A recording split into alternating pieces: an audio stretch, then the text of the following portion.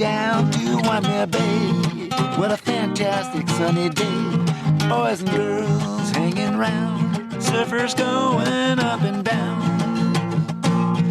That's when I caught my wave, knew what to do. Surf that wave right to the shore, and yes, dreams come true. Hey everybody, welcome to the Quivercast.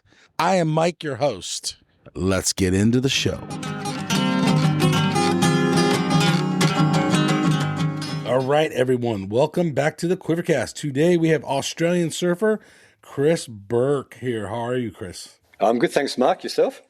I am good. That is good. Good. I must say, it's a very nice name, Chris Burke, but there's a lot of Chris Burkes out there. There seem to be a few of us.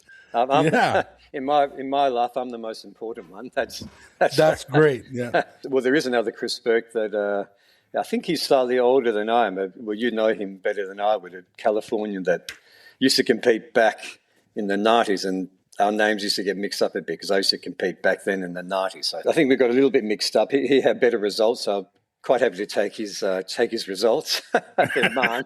But yeah, I know of that one, and I know of an actor, but I don't know of many others, to be honest. Yeah, there's like a baseball player that's pretty big in America named Chris Burke, but he's quite a bit younger. He's probably in his 20s or something. So. Oh, okay. Yeah, that's not me. No, that is not you. Do you guys have American baseball there? I think people do. I think people get into it like they do with basketball. Basketball's big. I don't come across it myself, so I'm not sure, but I'm sure we do. We generally tend to have a lot of what America does. We do have it in Australia. People follow it. You know, we're influenced by the US. Yeah. All right. Yeah. So you're in Hawaii right now. How's that been? It's been great. Yeah, I've been here for almost a month, I think it's been. It's been over 3 weeks. I got here at the end of January, got here just in time for the two swells. We had two Waimea swells, Waimea and Sunset, which were great swells. That opened up my stay here, and I arrived about 4 days before the CES event, the Challenger event. So that was my main reason to come, was for that, to be here for that, to do a little bit of media work, see who's surfing, see what's going on, and then just stay on and just to surf and just to enjoy it afterwards and just surf as much as I can, and in the hope to get Sunset and Waimea again, but it hasn't happened yet. I've had a couple of days of Sunset after those two swells, which have been fun, but no follow-up big swells from those two ones, which were end of Jan and I think the start of Feb. So that big day for the Challenger event, that was a great, that was sort of like a good opening day for Waimea. So it's a good fun day, good sized waves, a whole lot of crew out there. It was busy, but it was a nice sunny day, and I got to watch some of the event that day in between surfs. That Challenger event was solid on that day, on which I think was I can't remember now which rounds it was. Second day, yeah. It was pumping. Right on. All right, so let's go way backwards. Where'd you grow up and how'd you get into surfing? Okay, well, I grew up in Perth in Western Australia, so over on the west coast. Perth it's a very isolated city. We have some local beaches which are really nice, but we don't get much swell there. We've got an island off the coast called Rottnest Island, which blocks all our swell that gets to the city. So I learned to surf in Cottesloe, just surfing the local beaches, which are fun in winter, but nothing in summer. Then just did the typical progression and surf bigger and better waves over Rottnest on the island, and then started to make my way down south to Yallingup, Margaret River area when I was a teenager. So I went to school in Cottesloe, learned to surf there, and that was sort of my training ground to surf. That's where the addiction kicked in. And then I did the migratory path that most surfers do, is to move south to Yallingup, Margaret River area. I moved down there when I was 18 from memory. Moved down there to surf under the guise of doing a cooking apprenticeship. I asked my parents if I could do that, as long as you complete your apprenticeship. Mm-hmm. So I quickly moved down there, got an apprenticeship, and just lived at Yallingup on the hill and just surfed and did my apprenticeship. And then I continued competing back then. Yeah, so that's the sort of the history of where I learned to surf, where I started, and then where I went after that. Yeah. Did you compete as a teenager when you were living in Perth? Yeah, competed in club events, state rounds. Back then we had Pro-Am circuit for Australia. Mm-hmm. That converted into the ACC circuit, was the Australian Championship circuit. So that was all under the Surfing Australia control or guidance. And we used to have 3 or 4 events from memory on the West Coast. So guys from the East would come over to compete over our way, then we'll go over their way and compete over there. So it's mainly Sydney that they had the contest. They had a couple up the Goldie, but not too many on the Gold Coast. It was mainly Sydney back in that era. So, yes, I competed as a teenager, early teens in club events, state rounds, the Pro-Ams, and then that continued on to what was back then the World Tour, which, as you know, wasn't tiered like it is now. It was Right. just trials events, and you worked your way into the main event. That's what every contest was. So you could very luckily you could compete in any event you wanted. You just had to go through multiple rounds in the trials to get into the main event, and then restart all over again and go through all the heats to get any placing there. So it was great fun. So it was a lot of fun, a lot of competition, a lot of surfers back then, a lot of surfers competing on the tour. But yeah, that was back in the early 90s through the middle of the 90s to the late 90s I competed, and then I sort of stopped after that. And did you get any good results, or how was the competition? Probably pretty stiff. It was pretty stiff then because it was such an open field. It was you come across Hawaiians, Brazilians, Japanese. You come across everyone like you do nowadays. There seemed to be a lot more surfers because it was just an open event. So you'd have hundreds and hundreds of surfers going through the trials to get into the main event. If you're unlucky, you'd come across, someone of some sort of ranking. I remember I had one heat, I think it was back at one of the Margaret River events, which is my favourite event. When Tommy Curran was going through the trials, he had won the World Tour, the title, then he took a break, then he was going back. Yeah, he was going back through the trials. Start over. Yeah, he won the title at the end of that year. I had him in one of my heats at the Margaret's event because he was, he was having to go through the trials as well. So I came across him, came across a whole lot of dudes over the years. Love Hodel, who I saw just the other day here at Velsyland, which is funny to see him again and say hello. That's cool. Yeah, it was good. Yeah, so sort of compete against a whole lot of dudes over the years. My results were very mixed. I wasn't that competitive, to be honest. I wasn't the most fiercest of competitors or the most focused.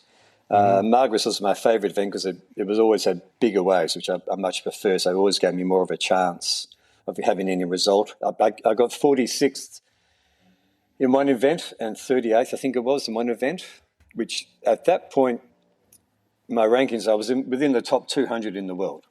There you go. There you go. So that's good. That's my claim to fame. So why were you doing the comps? Because you enjoyed it, or is that just the path you thought you had to take?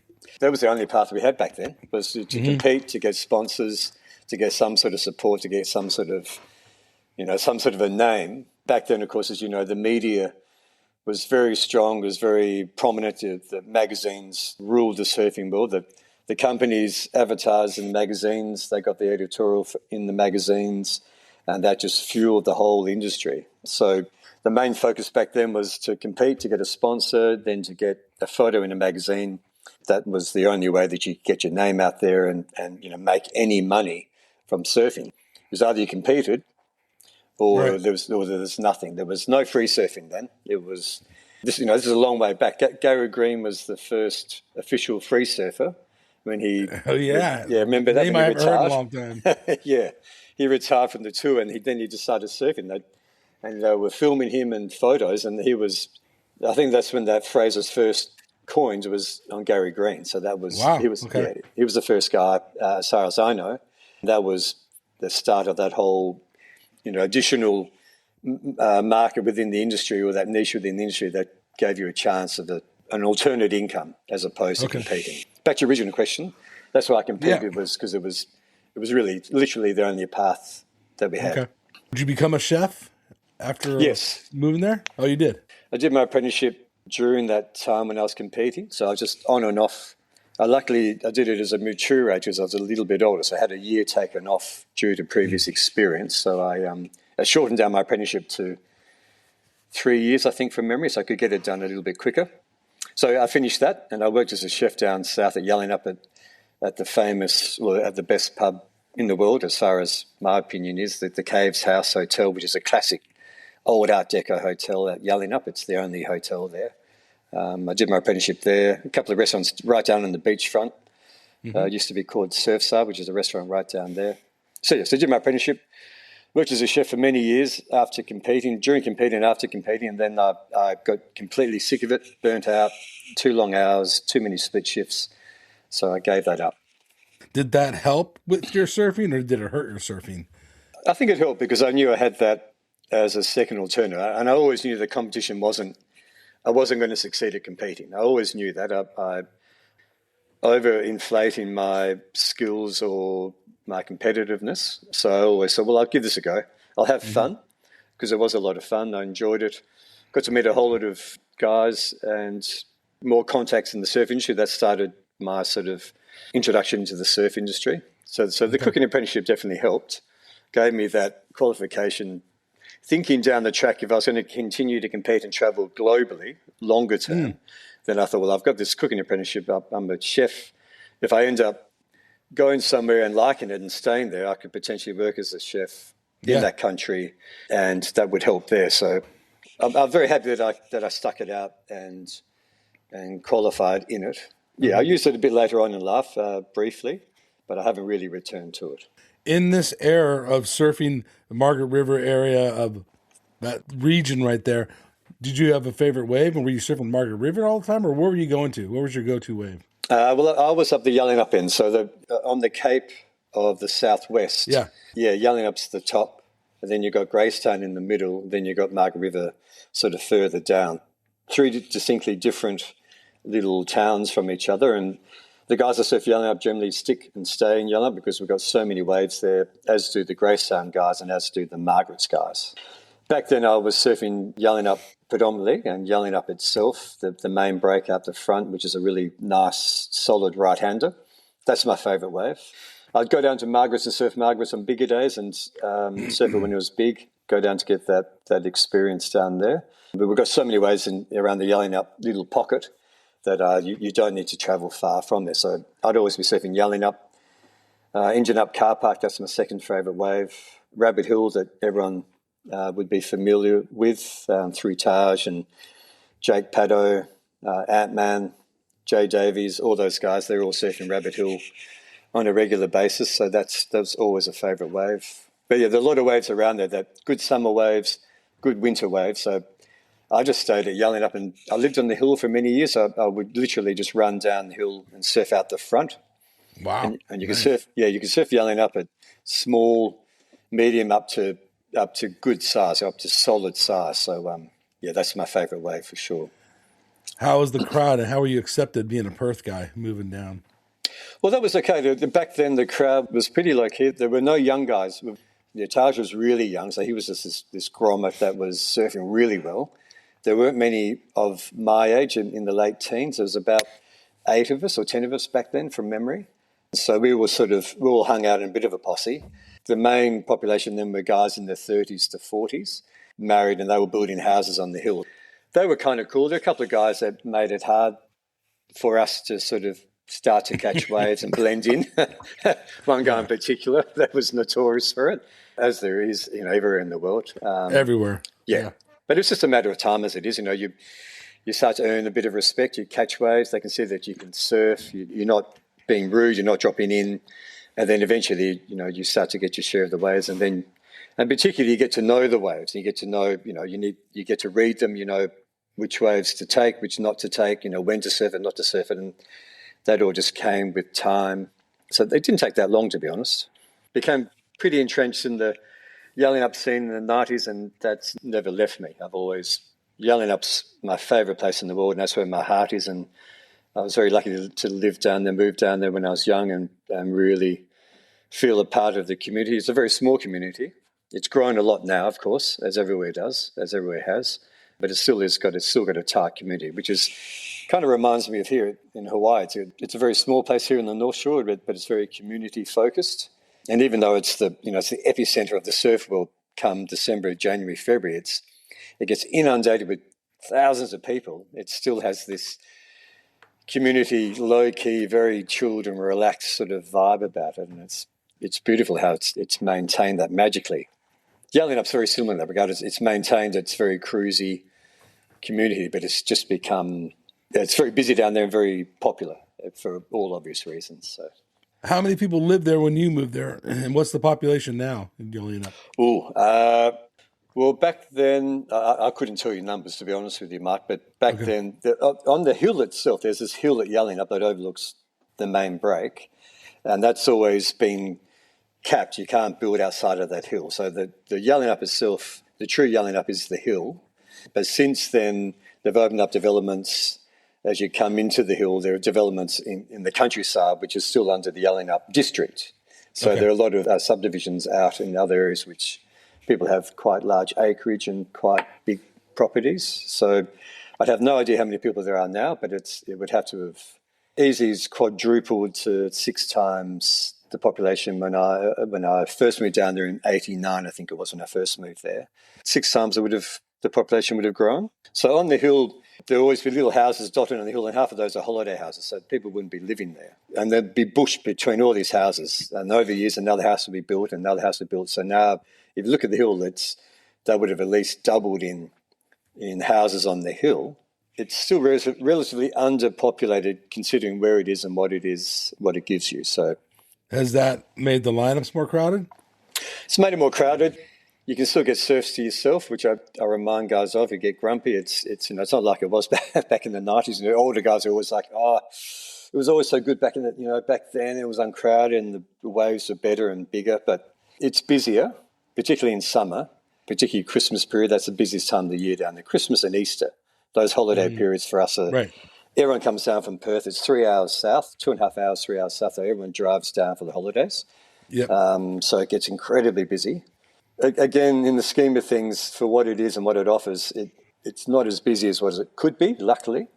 You have this competitive era in your life. You become a chef.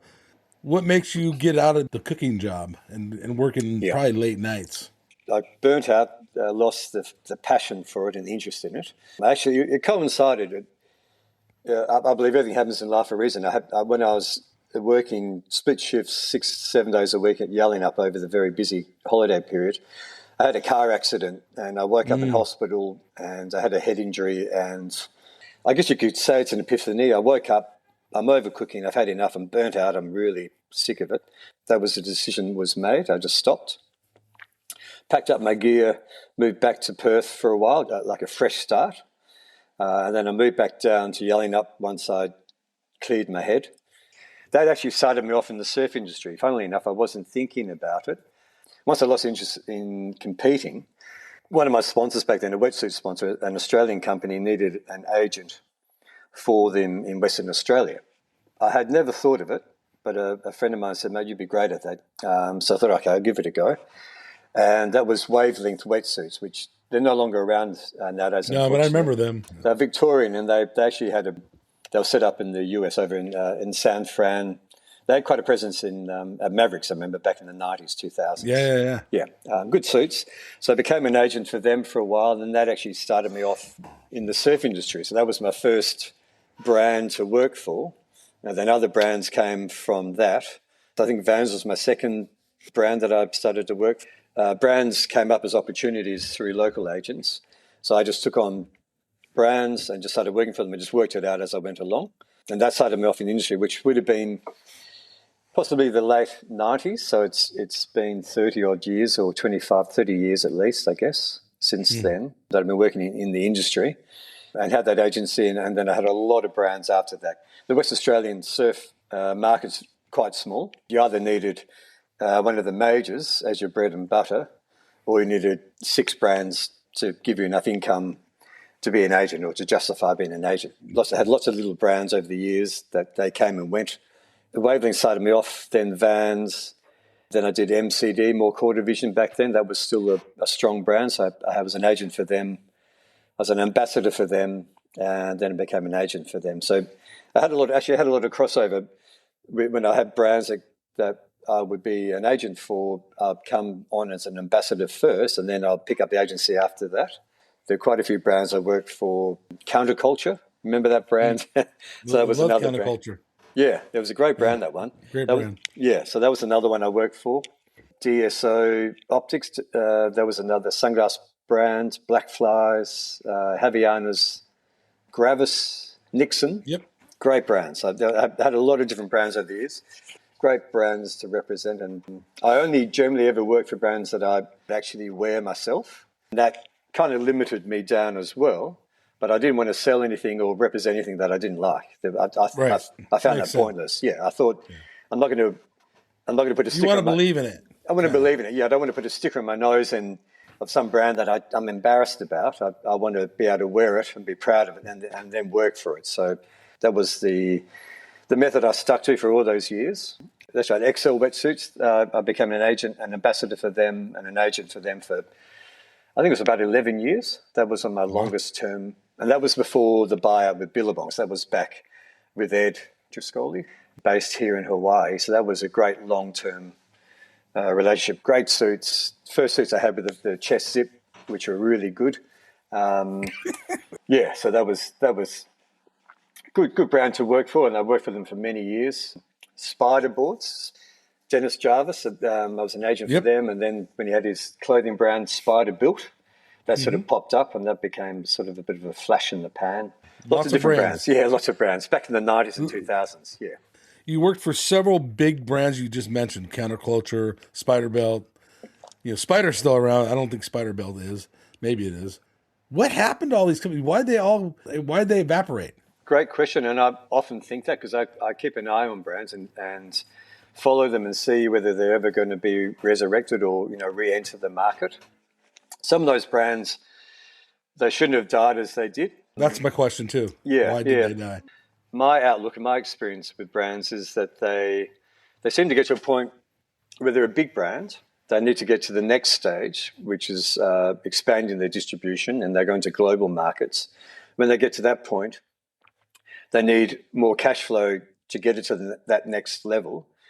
They'll bring in partners, and then that's often when the brand will lose its direction and its focus, and it'll become more of a, the new partners will want to get it, spread it out into larger distribution very quickly to get their return. That in turn kills the brand, kills its reputation or its credibility. Then that brand doesn't last in the market for much longer. It seems to kill it off quite quickly. Mm-hmm. And then that brand just disappears, and it literally disappears from the market, never to be seen again. Some return and they have a successful return, but unfortunately most of them don't seem to succeed with their second round or their third round, which is a real shame because there's some of those brands I really believed in and was passionate about and thought that they would be around longer or they would deserve a second run if it had the right people at the helm. But I think that's what happened with them. They either had investors come in, they wanted to get the return, so they just distributed it into... just screw it up, basically. Yeah, into department stores. Lose the core. Lose the core, oversell it. So lose the direction of the brand itself in it, and that just killed it. Killed whatever the brand was about. The founders try to keep hold of it and try to keep its direction. They either get ousted out or they get bought out or they just lose interest in it. And once the founders no longer at the helm and drive in it, it just loses whatever it had. And it's happened time and time and time and time again, which is, Morecore is a classic example, a super cool brand, a sister to Gotcha. That was the way they designed that and the way that they introduced that into the market was incredibly clever, and it was an incredibly successful brand for so long. And that one just died out, and now it's owned by a conglomerate that are just sitting on that trademark. They're literally sitting on it. They won't let anyone else utilize it. I'm assuming they're sitting on it until they're going to relaunch it, which it's been years now. It's been decades that they've had it. That's a brand that I believe could just be a great brand again. It was, just the logo itself. It was an incredible logo and very iconic, a very impactful brand. What it stood for, the team riders they had, it was that one should really come back in and make some impact, particularly with the market now. With a company like that, can it be resurrected the way it came up? Because If there's not someone there to believe in it, or even there's a generation that doesn't even know what that brand is. Does that make sense? Yeah. So it's almost starting fresh. Yes. The kids don't know what that is. The 18-year-old kid today. That's good and bad, of course. It's good that it's a fresh brand. The kids can gravitate to it because their dad's not wearing it. They can take it on as a new brand. And so that if they saw the logo, saw some cool riders working for the brand, well, then they could perceive it that way like we perceived it back then. And then it could work. But it needs to have the right people behind it, not a licensee company that's literally just got this trademark, this brand under their portfolio of however many other brands they've got. And it's thrown in there amongst, fashion brands, footwear, you name it. It's just in there amongst all these other brands. Yep. I don't have faith that brand could be relaunched correctly, the right way, successfully under that ownership. It needs to go back to independent ownership, and that's the way that it'll succeed. And there've been examples of brands, going back to the original owners, the original founders, and they've worked. I don't see that could happen with MCD, but it's been so long between ownership. Volcom, Electric are examples of brands being founded by the certain people. They've succeeded incredibly well. They've sold out to conglomerates or big companies. Then they bought them back under the founders' ownership, and the brands succeeded again. And it's gone back to where it was before, and it seems to have succeeded, and it's back in the market, and they're doing well. So there are examples there where it can work. I guess so. Yeah. What do you do in life now besides still surfing? Still surfing a lot. Yeah, which is great. I've managed to keep that up on a daily basis. What I'm doing now, what I've been doing for the last number of years, I have a couple of brands that I own myself under my distribution agency. Let's talk about it. Yeah, well, I worked for Matus for 3 years, a number of years ago. So I approached them. Matus wasn't in the market in Oceania, which is Australia and New Zealand, that market. Yes. It wasn't in there for quite a while, so I approached them to reintroduce Matus into the market, focused on reintroducing Matus back into the right retailers in Australia and New Zealand, and then into other territories, South Africa, Japan, and other global territories as well. It just helped guide the brand back in, got Matus back into exactly the right retailers, the key retailers in the Australian market. Then they continue with Matus themselves, and it's gone to a different distribution a couple of years ago. So after Matus, I thought, I do a lot of work for brands, and I get very passionate about it. I put my heart and soul into it, and I become a part of the brand, very proud of it. And then we part ways for whatever reason it is. It's things aren't ever inevitable. It's always, I'm never with a brand for the rest of my life, which is what I always want. But new owners come in, new investors come in, so they change the distribution model, which is the most common scenario, which we were just talking about before. So long story short, Matus, we separated. Then I thought I'm going to focus on either starting my own wetsuit brand or buy a brand so I can have my own company, answerable to myself. I can make my own decisions, and then I know I've got control of that future. So I was openly looking up. What I do is I follow brands, obviously social media-wise. I follow brands that I like. A lot of those brands that we mentioned before that have disappeared from the market, I follow them. And I watch brands, and once they go quiet for 6 months, 8 months, into a year, social media-wise, I then realise, well, they've gone quiet for either reason. They've lost financial backing or they've lost interest. So it's just sort of floating in limbo. So I approach the brand, see what they're doing with it, and see whether I can either help them re-enter the market or help them guide them in the market because they've lost their focus on it, or see if there's an opportunity to become part of the brand, buy into it, or become a partner into it. So I've done that a couple of times now, and I was talking with one particular Australian wetsuit brand that had a good background, long-term heritage history with the brand previously, but that fell through literally at the last minute.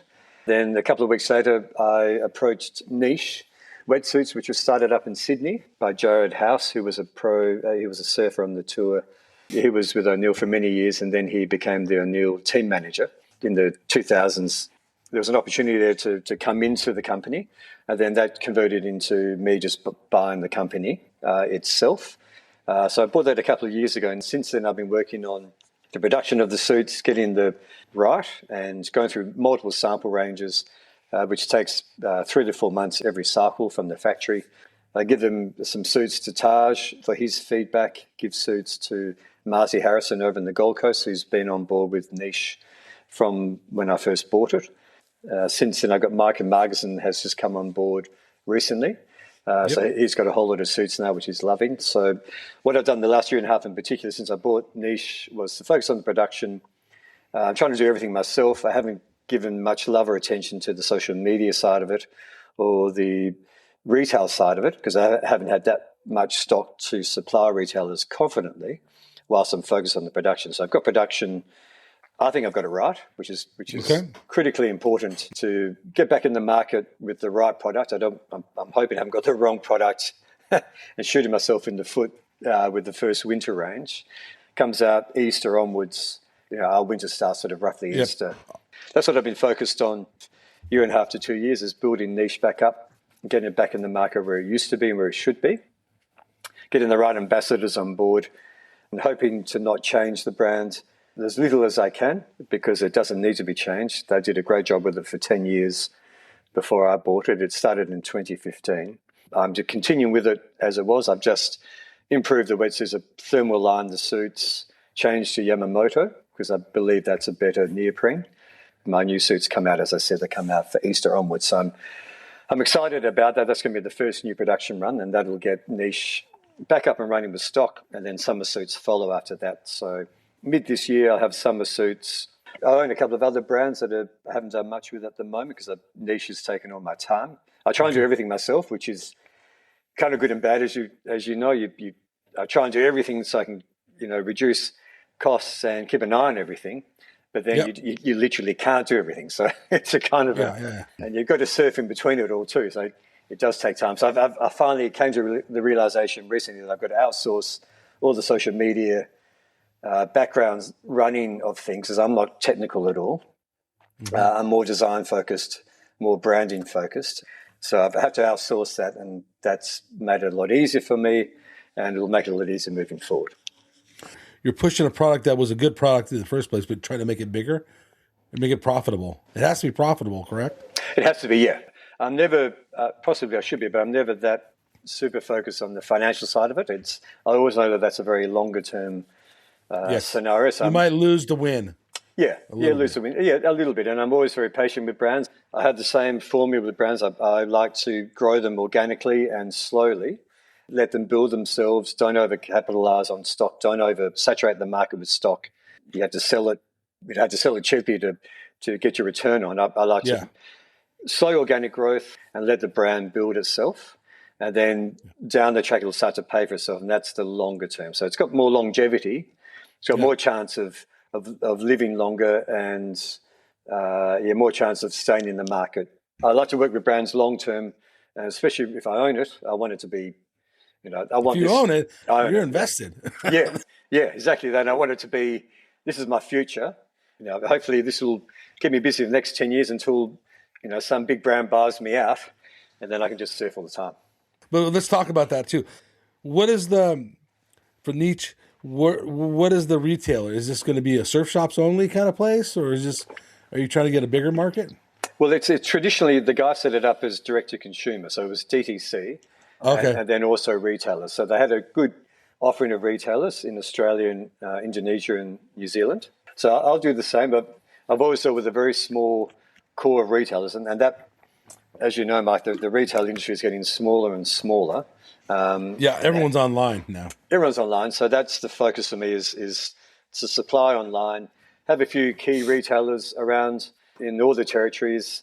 Apart from selling stock for you, I've always seen retailers, particularly the last 10 years, as they're my number one marketing tool. They stock your brand.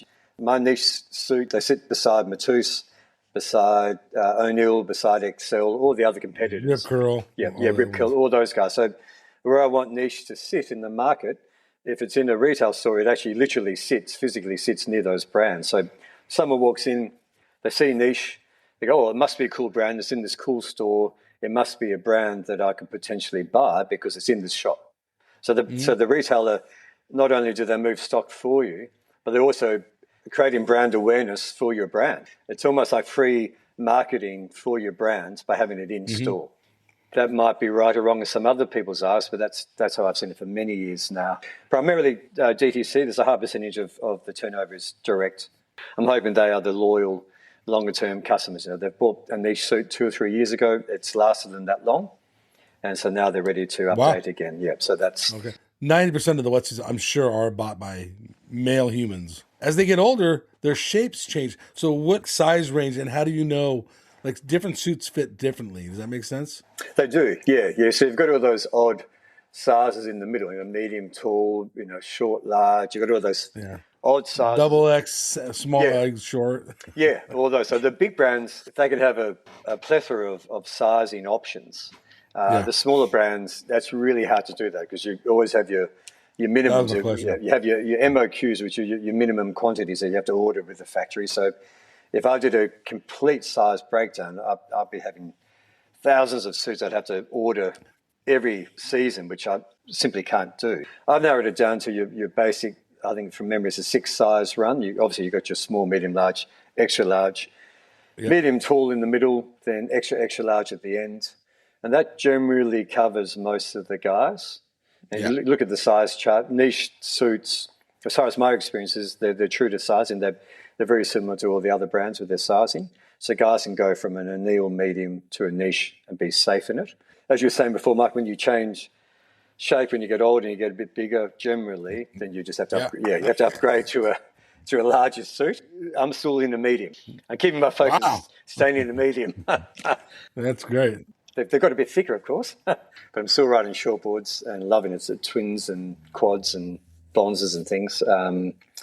Back to your question, size range, it's the bigger guys can offer this massive size range. I can't.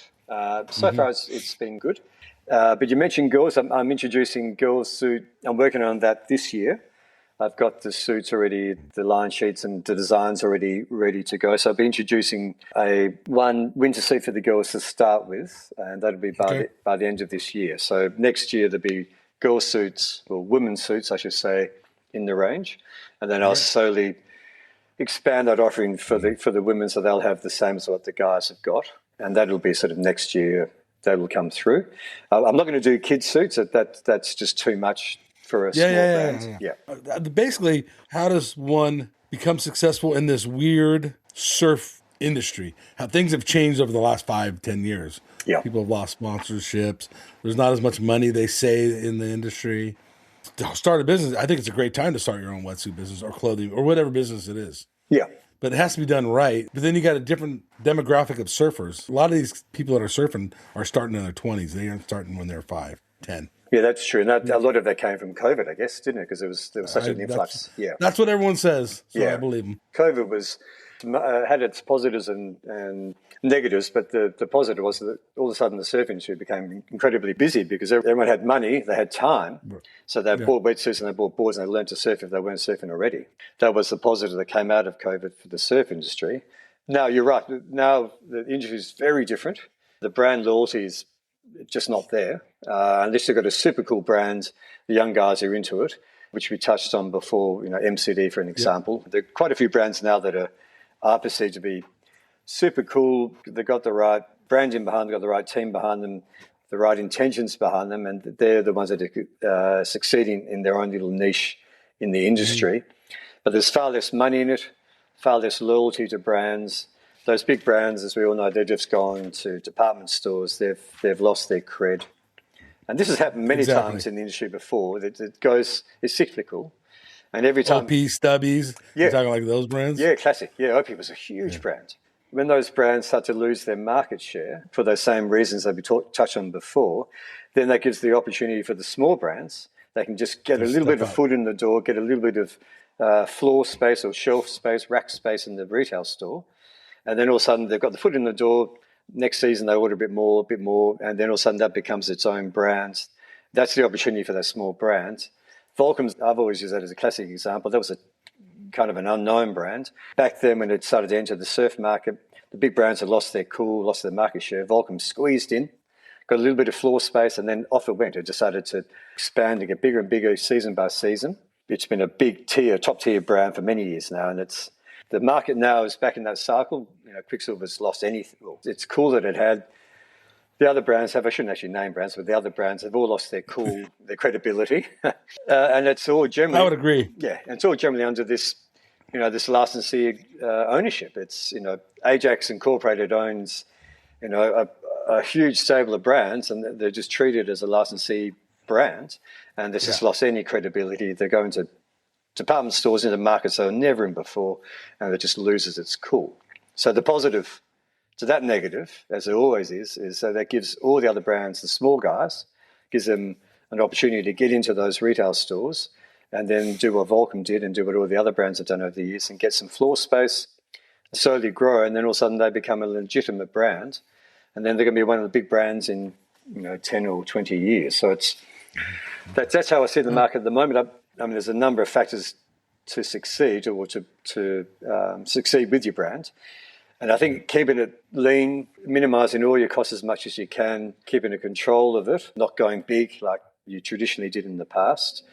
Direct to consumer, as we touched on before, that's the leading component of the market nowadays, and that a lot easier to manage, a lot easier to run. You're not relying on retailers like you used to. Retailers, as I said before, they're only positive with your brand, but always had the issue of stretched out trading terms. Retailers didn't pay for their stock for months on end.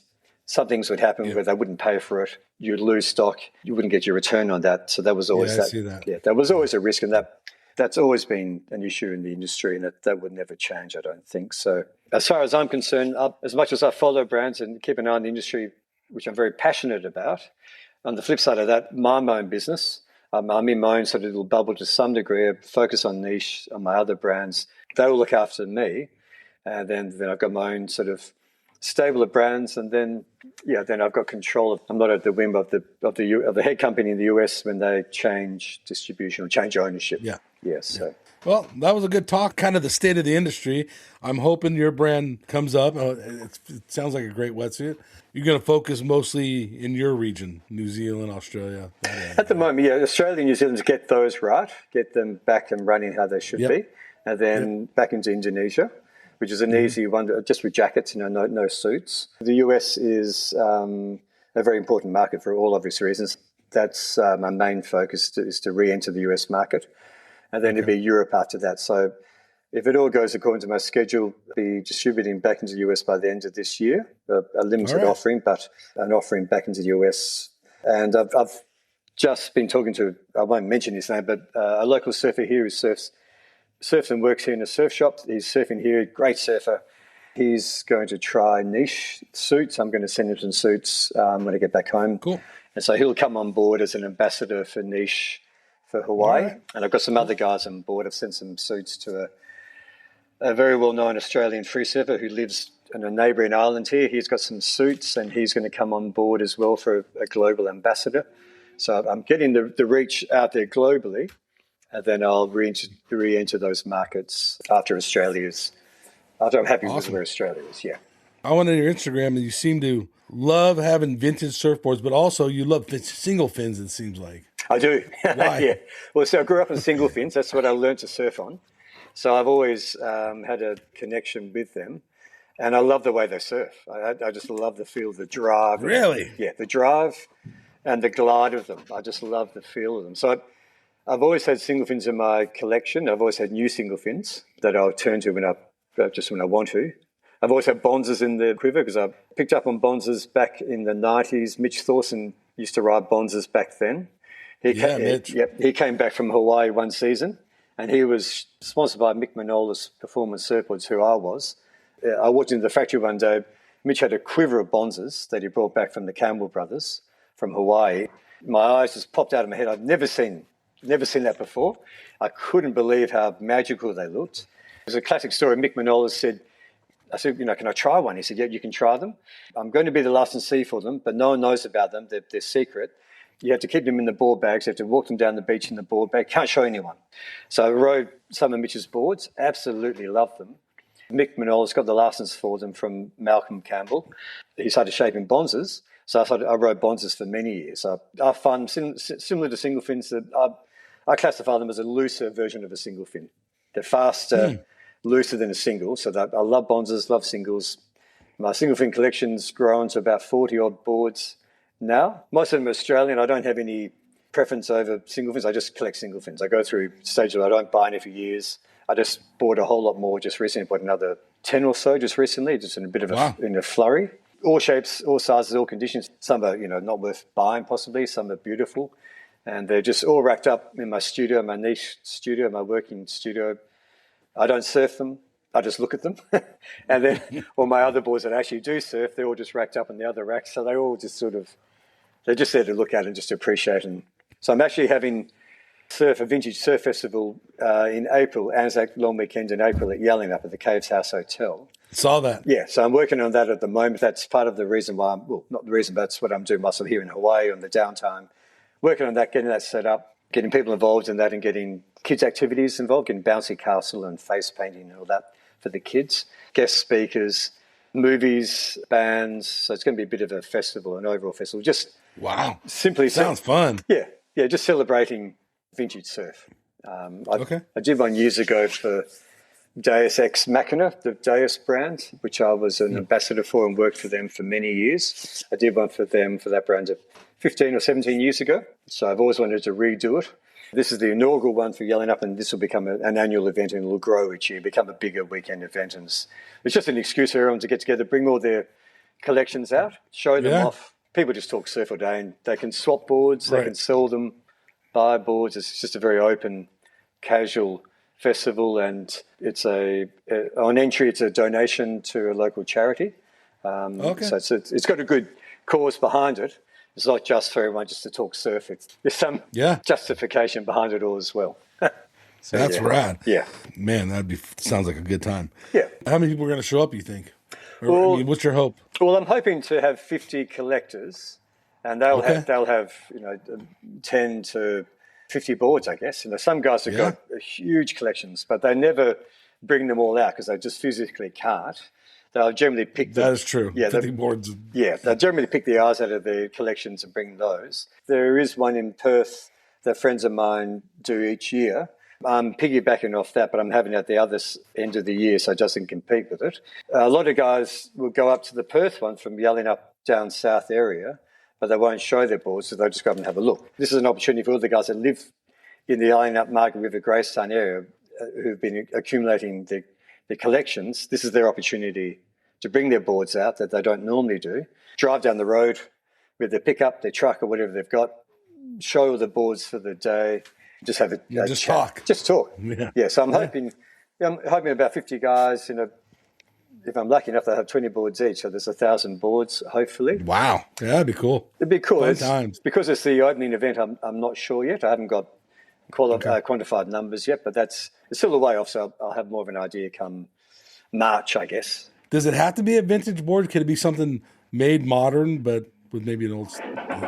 No, it has to be vintage. Yeah, it has to be vintage. Okay. Yeah. And vintage nowadays, it's no longer that old, really. Like I see...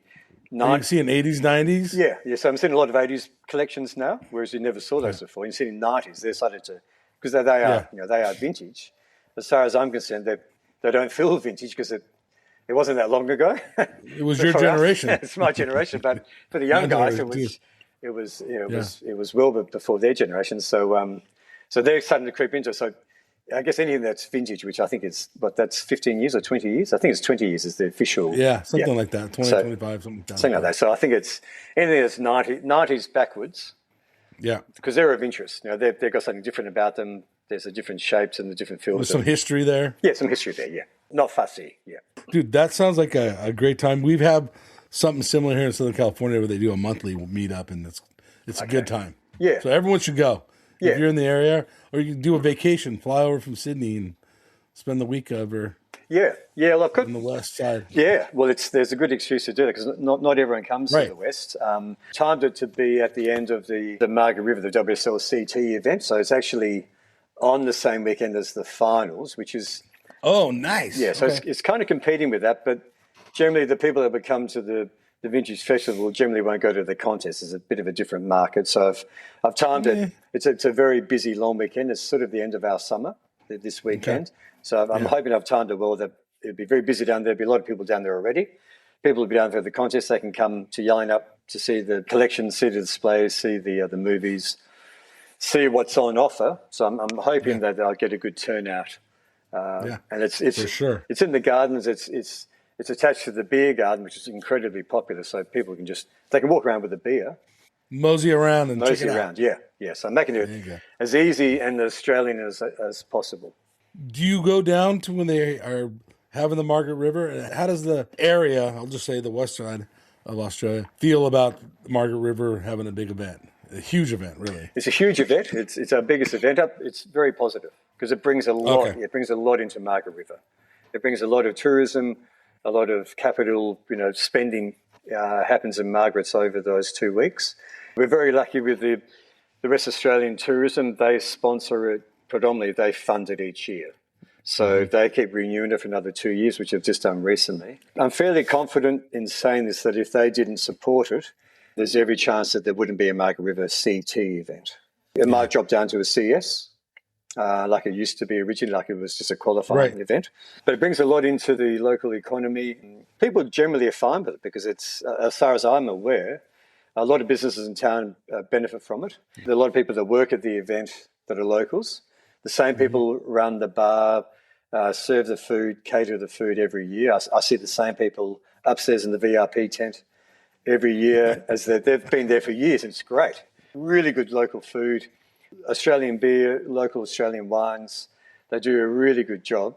WSL are very lucky with the event. Surfing WA, which is our main governing body. Surfing Australia, then we've got each state's got their own division. Surfing WA do a lot of the ground legwork, setting it all up, and they're very supportive of WSL for the event. They've sort of got the backbone of the whole event. Pretty safe to say that is the case. So between them and the WA Tourism, they are the main supporters of the event. It's very lucky to have them with the event. It's well received. I think globally there is that criticism. People don't like the event. They say it's a soft wave or whatever it is. I disagree. I don't know. It's a fun one to watch. It's fun to watch. Television. Yeah. It's always challenging. It's always raw. It's the only other raw event outside of Hawaii. And Hawaii hasn't been on the calendar. It's been hit and miss. You're guaranteed in a 2-week window, you're guaranteed to get a big swell. Always get big swell, and that's what I like about it. The guys will get, also they'll be challenged, they'll be challenged with, even if it's... And they get challenged if they get sent over to the box. Yeah, that's a challenge. That I love when they run heats there. It's the best. Guys... From a perspective of a fan watching pro surfing. Yeah, and that's what I've seen, the feedback-wise. People love to watch the box. And there's a very high, there's a very high percentage of guys that are more passionate about the box than they are about main break. So they've made that very clear. North Point as well. If that was to become an option down the track, people seem to love North Point as well. Well, they did run it 1 year at North Point. They did. Yeah, like 3 years ago, maybe, or 4 years ago. I don't know. It's a while ago. Yeah, it's a while ago now, and they were successful. That gave it another dimension to the event. It's well received. That's my favourite event. I'm at that event. Every day it's on. I'm there for the whole day upstairs in the VIP. Get to see the same crew. You get to meet competitors. So it's great sort of networking. And it's apart from all of that, I just love to watch the event. You have a great vantage point. You see straight out on the event. And I just sit there and just watch it all day. Good times. Yeah, just drive home, go for a surf. If you're early enough, you can get a surf in before the event or after it. And I just love it. I go to that one. I go to the Goldie for the CT or the CS CT event. I do the same thing there. I'm upstairs there and I watch the whole event, surf around it. Get to Bells as well for that one. I won't get there this year because I won't get back in time. I've got this vintage festival which is sort of going to take up a lot of time. So I love the Australian leg. Try to get to the other events internationally, but that's always harder with travel and things. I do travel a lot, but I focus on the Australian events and they're great fun. Good times. Yeah. If you want to give a shout out to the other things you're doing, you do a surf management. Yeah, do a bit of surf management. Yeah. That's a small component. I'm focused on growing that as well. I like to support surfers and help them with their contracts, help them with guidance as to where they want to go, where they want to be, who they want to align with, which is important nowadays, what they're doing with their own brands, because every surfer nowadays is their own brand. They've got they've got to promote themselves, they've got to get themselves out there. So I like to help them as best as I can with guidance. That mainly comes back to my experience with contracts and with brands. I've got a lot of brand contacts that I've built up over the years, so I will work with the surfer. If they haven't got a main sponsor, an apparel sponsor, I'll try and find them one that might be a good marriage, a good partnership, and then I'll negotiate for them with that. Cool. And try and get a good agreement for them, and obviously always longer term. That's how I see it. It's not just like a quick money grab, because there's no quick money grab anymore anyway. Nope. That's that side of it. I haven't encroached into the coaching world because I never thought I was competitive enough to be able to offer those. That market's skills. pretty full. It's a pretty full market, yeah. It is, isn't it? Yeah, and I've just seen that this trip again to Hawaii, that, every time you surf Rockies, which I've been surfing every day now, there's a posse on the beach, there's an umbrella, there's a camera, there's a tripod, there are two guys under the umbrella, and everyone's got a coach, or That's right. So it's Royal Aquamarine glasses. Yeah, real quick on that. Yeah, thanks for mentioning that. That's the sunglass brand which I bought just before the pandemic hit. So 5 years ago, I bought that from the founders in Sydney. It's a fashion brand. It's not a surf brand. It's an Italian acetate handmade frame glass lens range, so it's got a very good quality to it. I bought it, started to do work on it, got some samples made, about to go into production, and then literally COVID hit. It stopped everything with production, and then some other factors in my life, personal factors, hit, and it put that on the back burner. It has literally been on the back burner since. I'm sitting on stock. I've been selling it very slowly at markets and to independents, retailers every so often, but I haven't done anything with it, and I need to do something with it. It's a great brand. It had a huge following there for a while, which I need to reinvigorate it, reintroduce it into the market. That was one thing that I was following it for a while, saw that it went quiet, as I mentioned before. Brand went quiet. I was like, okay, well, I'll approach these guys, and exactly the same scenario happened. They weren't doing anything with it. The owner of it was preoccupied with a massive company he was growing globally. Mm-hmm. So I thought, this is what's going to happen. It'll come up. He won't want it anymore. So I bought it from him with all the stock and the IP with it. So I just had to build that back up. A busy guy. I tend to, as we touched on before, I tend to take on quite a bit. Then I juggle it all. I'm trying to train myself to not be so open-minded to every opportunity, because that's what I do. I'm narrowing it down. Niche is my focus. I love the brand. To me, it's a cool brand. It's got all the potential. So that's my focus. Put all my finances, work, money back into the energy back into it, get that up and running, and then I can look at other brands, which actually, whilst I'm here in Hawaii, which always happens whenever I travel, Europe, US, Hawaii, other opportunities pop up, which has just happened, of course, this trip. Other potential apparel brands have popped up to work with them to introduce them into Oceania. So there's every chance I'll have an apparel brand to come on board within my distribution agency by the end of the year, which doesn't compete with Niche or the sunglasses or the surfboards. It complements them and works with them. So perfect. Yes. And then the last one is, which I remember as being a huge brand, but at least in America, it's not as big as it was On a Mission. OAM. So I've been an ambassador for them for, I think it's close to 15 years. I reckon it must be on 15 years. That's through the Australian distributor. They've been here for maybe close to 20 years. They've been in Australia.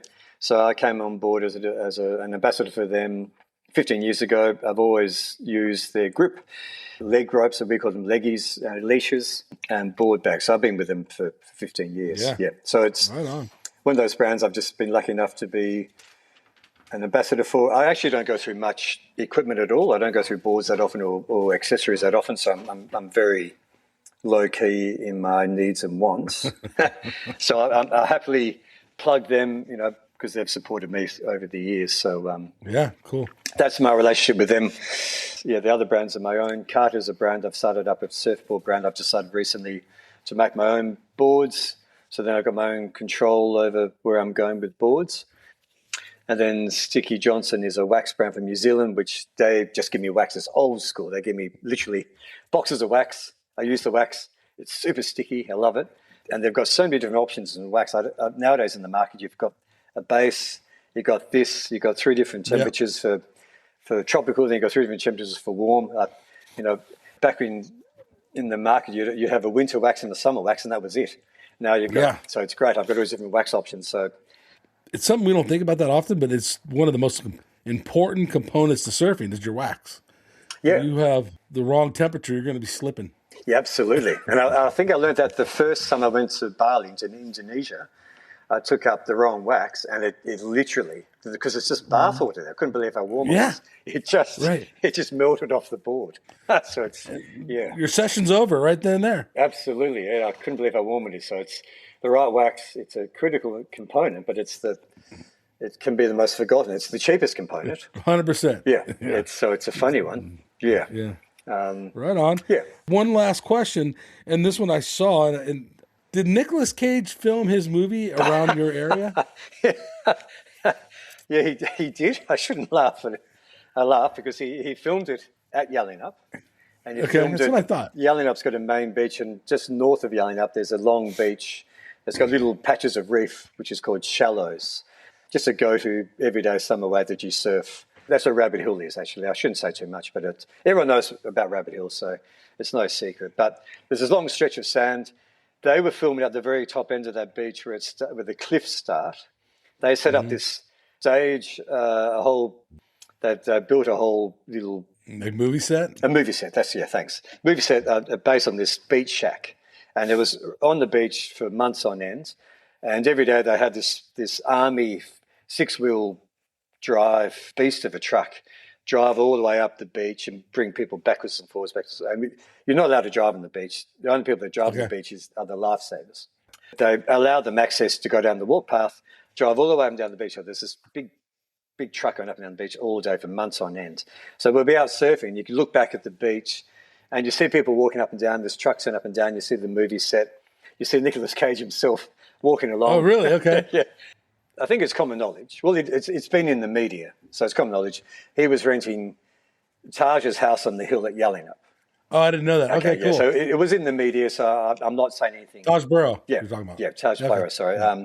I'm confident I'm not saying anything that I shouldn't be saying because it was in the Australian media, so it would have got out there. He was renting his house on the hill for months. So Nicholas would just walk down from his house, which is just there, walk down and go off and shoot on the movie set. So go to work. So every so often you see groupies. There'd be groupies on the beach, all dressed up. Did you see him? Yeah, Did you see Nick? I saw him a couple of times, just walking along the beach, and then people would see him in the local town or the local shops, which is very small. Okay. So people would see him shopping, food shopping. So it went out in the media. Nicolas Cage seen shopping. So it was. Did you see the movie? I haven't. No, and I don't. It's an interesting movie. Watch it. Do you think? I did see it, and it's very different. Yeah. I think I liked it, but I'm not sure if I liked it. It's a very different movie. As soon as I got wind, I heard that Nicolas Cage is portraying a surfer in a movie. I laughed, and I thought, I can't get my head around that. You have to watch it. You have to watch it. Well, that's your homework. Okay, well, I watched it because you told me to, but I wasn't going to watch it otherwise. And actually... You need to watch it. Actually, when I got on the flight to come here, that was one of the options. I was going to say, I was going to suggest on the way home, you could just watch it on the plane. Well, I almost clicked on it. I thought, no, I can't bring myself to it. But I will now that you've suggested it. That's my homework. Well, it's a different movie. I'll just say that. I don't know if I liked it or not. I'm not even going to say you're going to like it. You may hate it. Yeah. But since you were watching him there filming it, I feel like it's a must watch. Okay, you've been very diplomatic, which I'm trying to be. So I'll watch it and I'll reserve my opinions on it. I'm sure. Okay. Do you got a lot of Americans visiting there? Or is it mostly Australians? Mainly Australians. We get Europeans, Asians. Oh, really? Yeah, get Japanese, Asians. They visit quite a bit. We get Americans. We don't get them that often, I guess. The exchange rate's great for you guys, so that There should be more of that. I think Margaret River gets more than we do at Yallingup, even though there's not much distance. I figure most Americans probably go to Sydney. That's what I'm guessing. Yeah, they always go to the East Coast, Sydney and the Gold Coast. The Gold Coast is very much a tourism epicenter, so that's always busy with tourism. You find that when tourists come to Australia, they go to the East Coast. They won't do both. They won't come to the West Coast as well. Or they'll do the West Coast. That's what I'm saying. Yeah. East or West. They're going to go east. Yeah, they always go east. There's a lot more to see there. All the landmarks are there. The West Coast is Perth, and there's down south, and there's Fremantle. You can go up north to Broome, which is very touristy, but it's a huge, huge state. It's a huge country. We've got this massive state, which is predominantly full of desert. If you look at it that way, there's not that much to see compared to the East Coast. So East Coast is busier than we are, which is great. That's fine for us. Yeah. We've had a lot of Americans settle in Yallingup Margaret River area because they came through the 70s.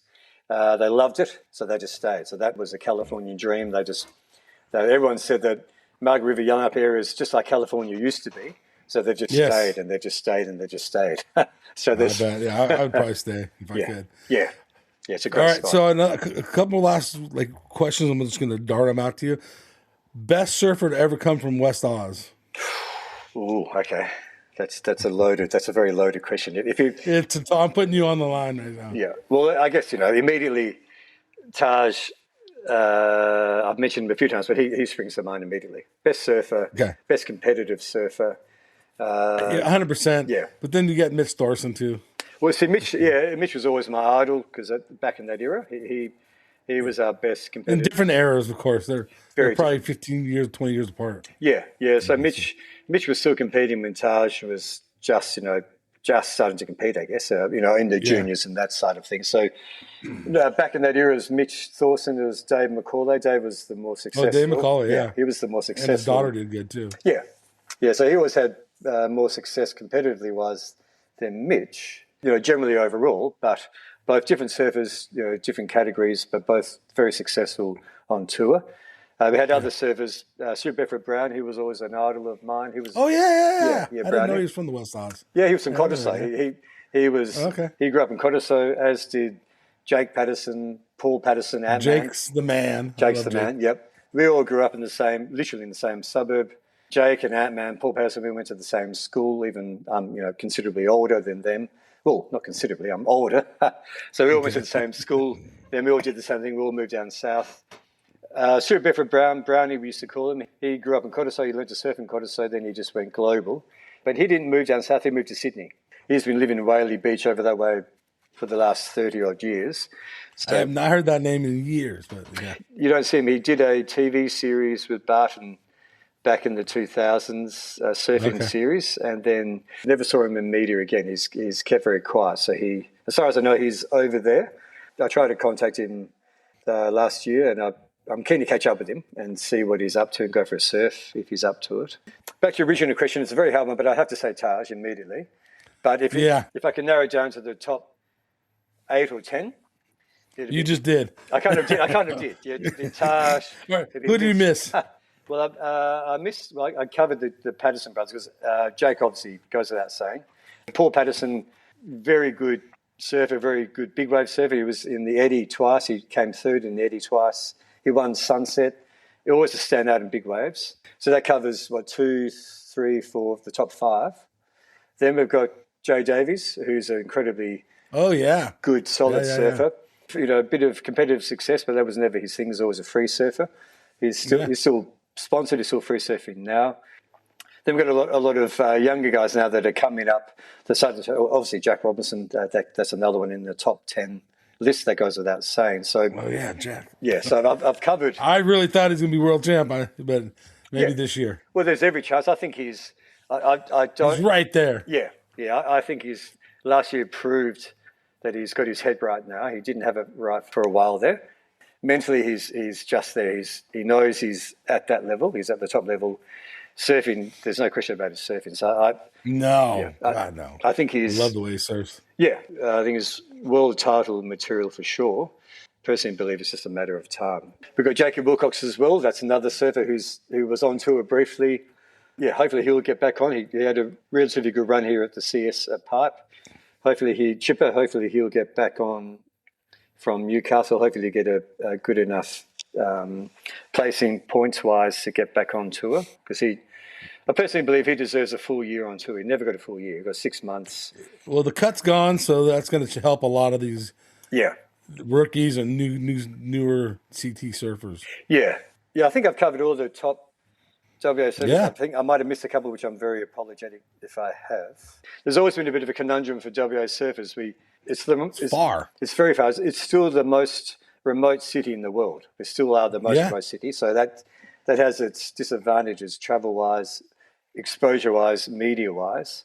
On top of that, most surfers live down south, Margaret River, Yellowknap area, exceptionally good surf. So for the surfers to leave there to go to compete on the QS, not such good surf, and to do that grind contest after contest at that cost, at that expense, and to be missing home, missing the comforts of home, missing the surf of home, that's always been a big challenge for surfers. Yeah, getting less quality than what you have at home. Get less quality, Yeah, so a lot of guys have moved. Jack Robbo's done it. A lot of guys have moved to the East Coast, to the Gold Coast in particular, and they base themselves there to be in amongst the industry, to be exposed to all the other good surfers, the top surfers. Every day they're surfing, they're competing with their peers, whereas at home, they're surfing exceptionally good waves, uncrowded, against good underground surfers. They're not exposing themselves to the constant challenges as they do on the Gold Coast, and the exposure to the industry as they do on the Gold Coast. So always been an issue for WA surfers. There's been a whole lot of WA surfers that have been world tour level, and they've dabbled in it, and they've just gone back home just to surf because it's just so easy just to surf great waves and not compete. Yeah. Jack can live in the East Side for 10 years and come back home after. Yeah, that's what guys do. They give it a shot. Guys who compete, and back when I was competing, used to surf in tiny onshore waves because that's what they used to hold them in summer. And that you soon got sick of that, knowing that you could just go home and surf great waves, uncrowded. So that was my sort of excuse to lose the interest in it, because I knew it was hard work competing against all these Sydney surfers that were super good surfers in those tiny conditions. I wasn't. I liked sort of medium to bigger waves, and I wasn't surfing as competitively as they were in those small waves. So that was a common scenario for us. So there's been a lot of surfers that... Oh, Matt Branson, jeepers. Almost forgot Matt Branson. Oh, yeah, Matt Branson, yeah. I saved my skin there. He's one of my favourites. I love his surfing. Raw. He tells it as it is. Really raw surfer. Just loves his surfing. He was in the top 40, top 30 there for many years on the tour back when we were going through the trials into the main event. Jeepers, I'm glad I didn't forget his name. That was... I remember Matt Branson. Yeah, he's a great guy, classic guy. I caught up with him last year, the year before, on the Gold Coast. That's where he lives. We went and saw a game of footy because he loves his football, his Aussie rules. So we went and saw a game of footy, and he's a classic Aussie dude. So another one of our best surfers, yeah. Have you ever driven all the way across Australia? I did that when I was really young, but I didn't drive it myself. I went with my family. So my father was driving. It was a family vacation. Do you remember it? I remember vividly. What's the distances between like little villages or towns?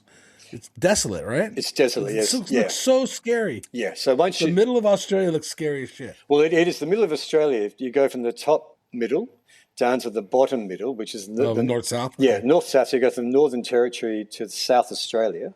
That middle strip right in the middle is just all desert pretty much. When you drive from Western Australia and you enter into South Australia, you leave a little roadhouse town called Ceduna, and that's your last outpost. Then you go across the Great Australian Bight, which is the Nullarbor, and that is day after day after day after straight highway on red desert. They put a bend in the highway every, I don't know how many thousands of kilometres or whatever it is. They put a bend in it to wake you up so you don't fall asleep with your driving, because it literally is just one straight highway until you get to Adelaide, which is the next city. Yeah, Adelaide. And then from Adelaide, you go to Melbourne to Sydney, and they're shorter.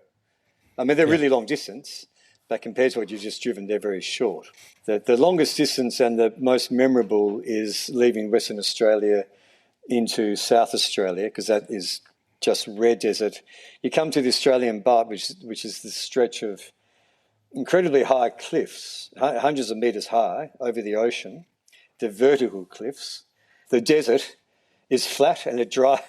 It goes to the cliffs, and the cliffs go down hundreds of meters to the ocean. Yeah, so it's this. Wow. It's like the land. It's raw. It just got cut off, and it just drops in the ocean. So it's bizarre. But you pull up into a car park and you just walk to the cliff and have a look. It's incredibly raw and bizarre, and that's what Australia is. Australia is just this raw, outback desert country. But then it's all around the perimeter. We have tropics. So we have Queensland's tropical, Sydney's tropical, up north of Western Australia's tropical, where Broome is, Exmouth is. And then we've got the lush green and cold of the bottom of the state. So it's close to the Arctic. Yeah, we've got Tasmania, which is very cold. Victoria is very cold, gets incredibly good surf. So you've got this vast array of country and temperature zones and climates within this one country. So it's very unique. It's insane. It's insane, yeah. So it's crazy. To drive, it looks cool. It's cool, and to drive that, people drive it, but you don't do it often. You fly. So for me to fly to Sydney, where my girlfriend lives, it's about 4.5 to 5 hours, the flight. Mm-hmm. So that's the distance flying to Sydney. Mm-hmm. So that's how long it takes to get to Sydney. It takes about 6.5 to 7 hours to fly to the Gold Coast from Perth, which I do each year. So that's the longest domestic flight in Australia, because it goes from the bottom of Western Australia, goes to the very top of Queensland. So it's a very long distance. So it's everything in Australia is of distance. So we drive everywhere. For us to drive to go for a surf, it takes you time. You don't just ride your bike down to the surf. Oh, you can do that on the Gold Coast, but Victoria, Western Australia, South Australia, generally we're all driving some distance. We're looking for surf. We're looking for surf. Yeah, a little shelter, wind shelter or whatever. Yeah, exactly that. Which is has similarities to Hawaii with our swells, but you just don't walk down to the beach and go for a surf or ride your bike down to a pipeline or to Waimea with your 10-foot gun under your arm, which I did a couple of weeks ago. You're riding your bike with your impact suit on with a 10-foot gun under your arm, and it's commonplace here, whereas you don't do that at home. Yeah, right on. Yeah. Well, Chris Burke, thank you so much for coming on the Quivercast, man. Oh, I thanks. really appreciate it. Thanks for having me, Mark. We've been talking about it for a while, so it's been great to. It's been a while. It's been a while. We got it done. We got it done, and it's been great to talk. Right. I love to talk, so it's been great to talk. All right, everybody, this is Mike and Chris, and we are out of here. Later. Went down to Waimea Bay. What a fantastic sunny day. Boys and girls hanging round. Surfers going up and down. That's when I caught my wave. Knew what to do. Surf that wave right to the shore. And yes, dreams come true.